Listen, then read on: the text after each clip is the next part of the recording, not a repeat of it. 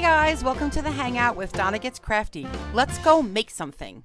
Hey everybody, so today I have one of these adorable little wooden pumpkin cutout containers from the Dollar Tree, and of course we need to pull off the sticker, so I'm using my favorite heat tool, which I will link below. It's great because it has an extra long cord.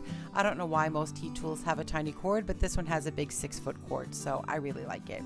Now I want to make this a double-sided holiday container. This side is going to be more for Halloween, so I decided to make a black pumpkin, and the other side is going to be orange, but I didn't have the orange color that I was looking for, so I just took some apple barrel and folk art orange and yellow, mixed it up, and came up with this really nice bright orange.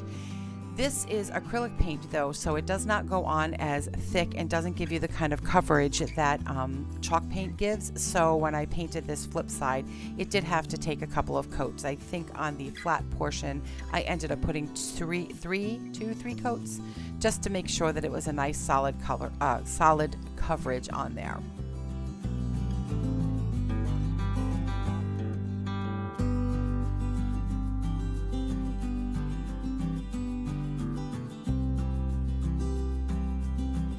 And now I decided that I wanted to have the base of the containers have the opposite color. So where the orange side of the pumpkin is, that side's going to have a black base. And then I'm going to do the opposite on the other side. So I don't know. You let me know what you think about that. I can't tell if it's cheesy looking or if it looks kind of cute. I don't think that it would be considered a high-end thing, but I do think that it came out kind of adorable. I like the idea that it looks like two separate containers at the end. So leave me a comment and let me know what you think. Would you ever do your containers in that way?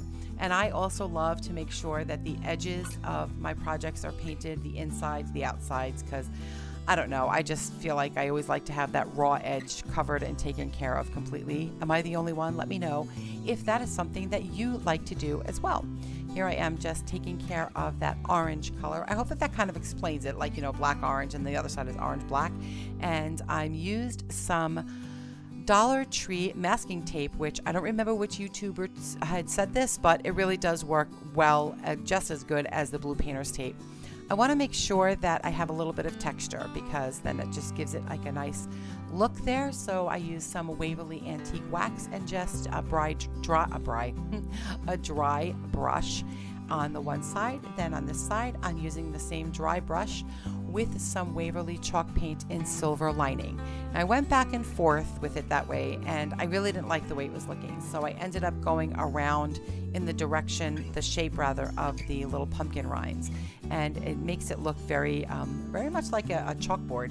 I don't know, I'm kind of liking the way it came out. So this is the first time that I've used a Dollar Tree decal, and I was a little nervous because, you know, you never know with Dollar Tree, it could either be super sticky or not sticky at all, and so I wanted to give this one a shot rather than use my Cricut, and honestly it peeled off nice. It went right onto the surface. When I did need to remove it to adjust it a little, that bad boy was stuck on there, so I don't know how much of a removable decal that is, or maybe it's because I didn't wait long enough for the paint to dry, but it was really stuck on there and I peeled it off. It pulled off some of the paint, but no harm, no foul. It worked out nice. So here is a nice layer of Mod Podge. I've not really used Mod Podge a lot, only since I started doing these videos, so that's been kind of fun. I like the way it works, and I would love to have you guys follow me along on this little crafty journey of mine, making new decor or decor. That was a question in another video. Is it decor or decor? So Crafters Square, if your Dollar Tree has one, they do have these adorable foam sticker booklets, and there's a lot of stickers in there, several different colors. I chose the word boo because, you know, Halloween. I could have put eek, but I chose boo. And just taking a little bit of the Waverly Antique Wax again and putting a little bit of texture onto the letters.